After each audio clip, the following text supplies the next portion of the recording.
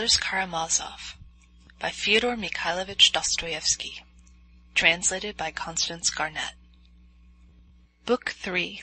The Sensualists. Chapter 1. In the Servants' Quarters. The Karamazovs' house was far from being in the center of town, but it was not quite outside it. It was a pleasant-looking old house of 2 stories, painted gray with a red iron roof. It was roomy and snug, and might still last many years. There were all sorts of unexpected little cupboards and closets and staircases. There were rats in it, but Fyodor Pavlovich did not altogether dislike them. "One doesn't feel so solitary when one's left alone in the evening," he used to say. It was his habit to send the servants away to the lodge for the night and to lock himself up alone. The lodge was a roomy and solid building in the yard. Fyodor Pavlovich used to have the cooking done there, although there was a kitchen in the house.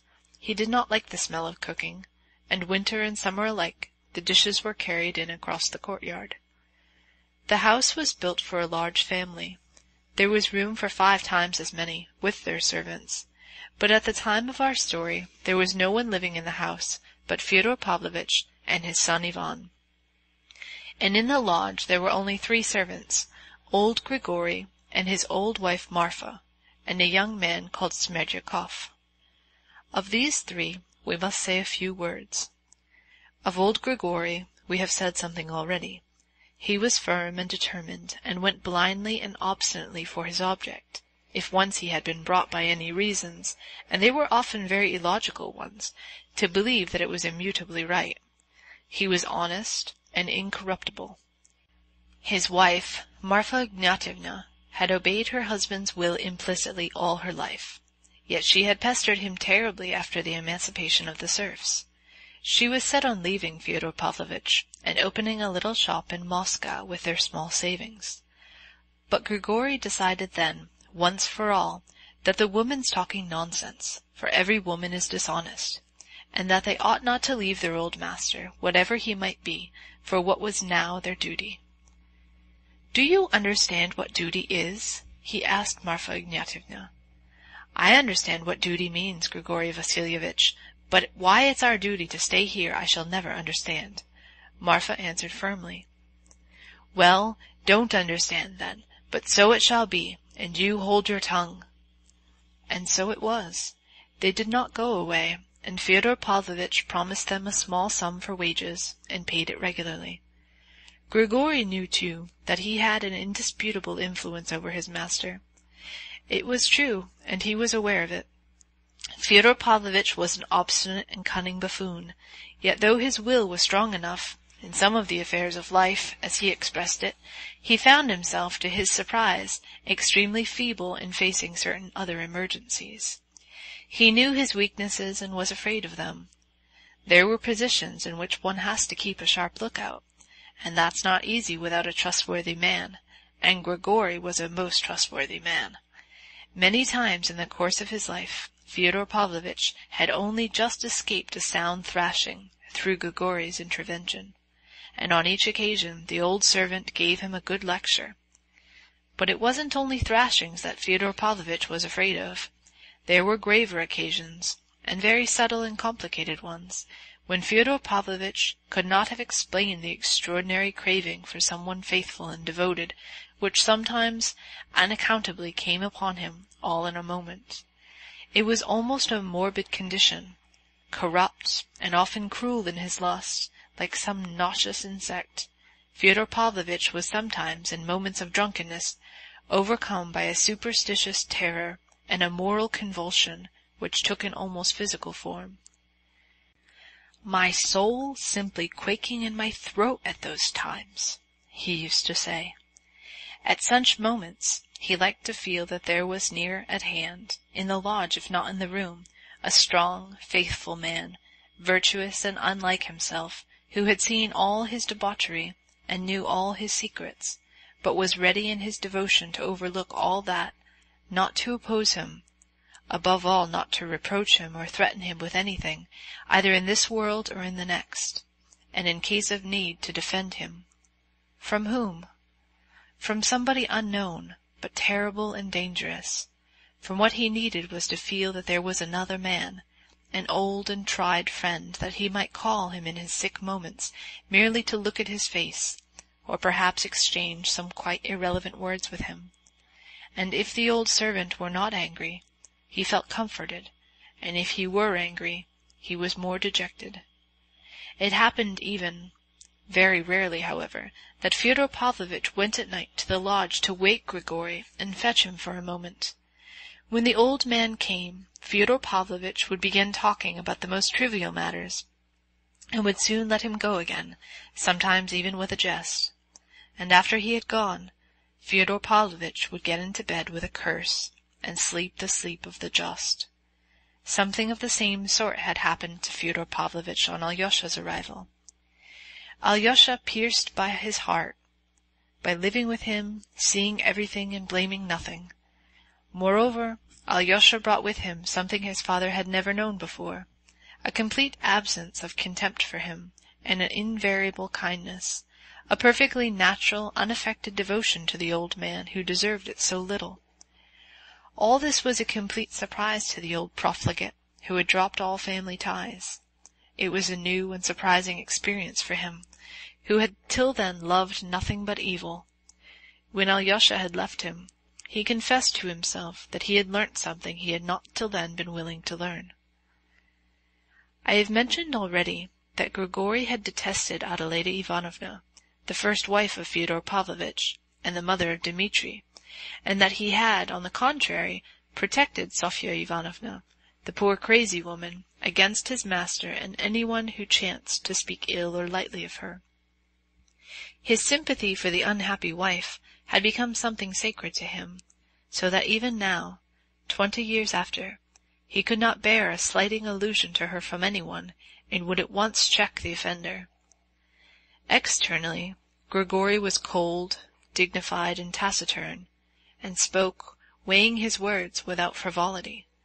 It was impossible to tell at first sight whether he loved his meek, obedient wife, but he really did love her, and she knew it. Marfa Ignatyevna was by no means foolish. She was probably indeed cleverer than her husband, or at least more prudent than he in worldly affairs, and yet she had given in to him in everything without question or complaint ever since her marriage, and respected him for his spiritual superiority. It was remarkable how little they spoke to one another in the course of their lives, and only of the most necessary daily affairs. The grave and dignified Grigory thought over all his cares and duties alone, so that Marfa Ignatyevna had long grown used to knowing that he did not need her advice. She felt that her husband respected her silence, and took it as a sign of her good sense. He had never beaten her but once, and then only slightly.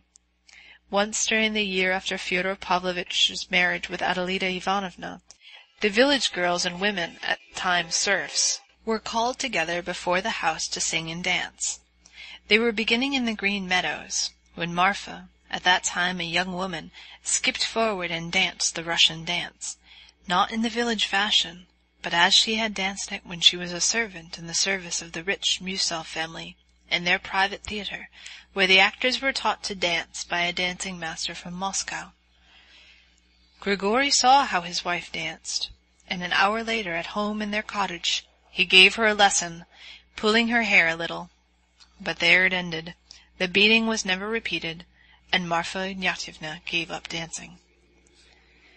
God had not blessed them with children. One child was born, but it died. Grigory was fond of children, and was not ashamed of showing it. When Adelaida Ivanovna had run away, Grigory took Dmitri, then a child of 3 years old, combed his hair, and washed him in a tub with his own hands, and looked after him for almost a year. Afterwards he had looked after Ivan and Alyosha, for which the general's widow had rewarded him with a slap in the face.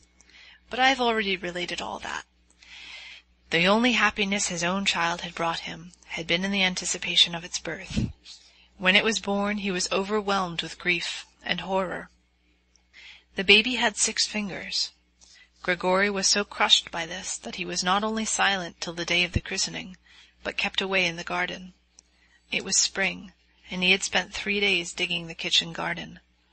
The third day was fixed for christening the baby. Meantime, Grigory had reached a conclusion.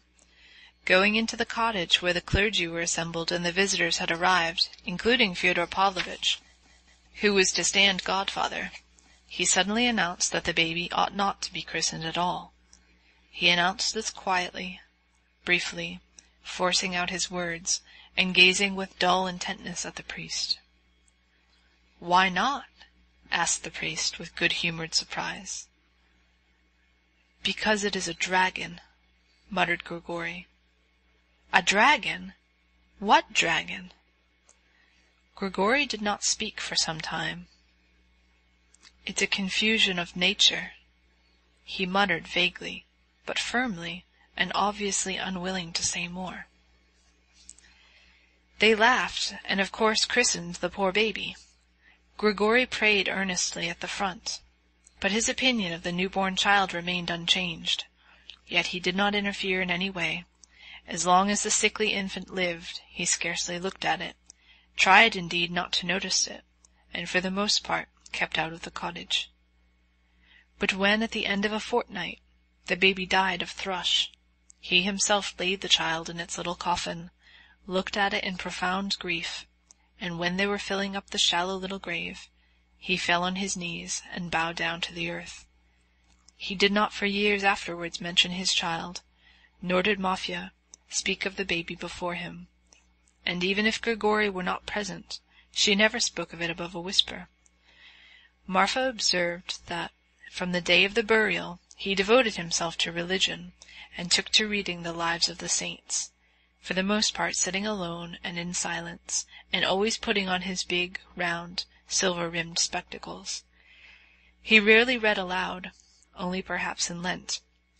He was fond of the book of Job, and had somehow got hold of a copy of the sayings and sermons of the God-fearing father Isaac the Syrian, which he read persistently for years together, understanding very little of it, but perhaps prizing and loving it the more for that.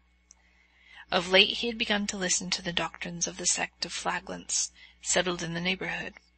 He was evidently shaken by them, but judged it unfitting to go over to the new faith. His habit of theological reading gave him an expression of still greater gravity. He was perhaps predisposed to mysticism, and the birth of his deformed child, and its death, had, as though by special design, been accompanied by another strange and marvelous event, which, as he said later, had left a stamp upon his soul. It happened that on the very night after the burial of his child, Marfa was awakened by the wail of a newborn baby. She was frightened, and waked her husband. He listened, and said he thought it was more like someone groaning. It might be a woman. He got up and dressed. It was a rather warm night in May, and he went down the steps.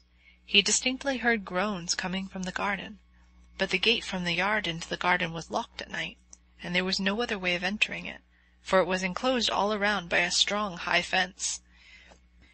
Going back into the house, Grigory lighted a lantern, took the garden key, and taking no notice of the hysterical fears of his wife, who was still persuaded that she heard a child crying, and that it was her own baby crying and calling for her, went into the garden in silence.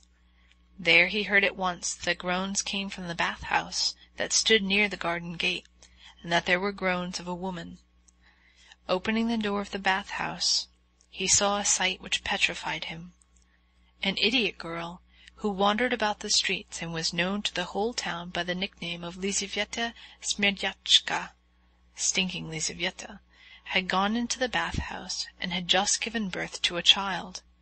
She lay dying with the baby beside her.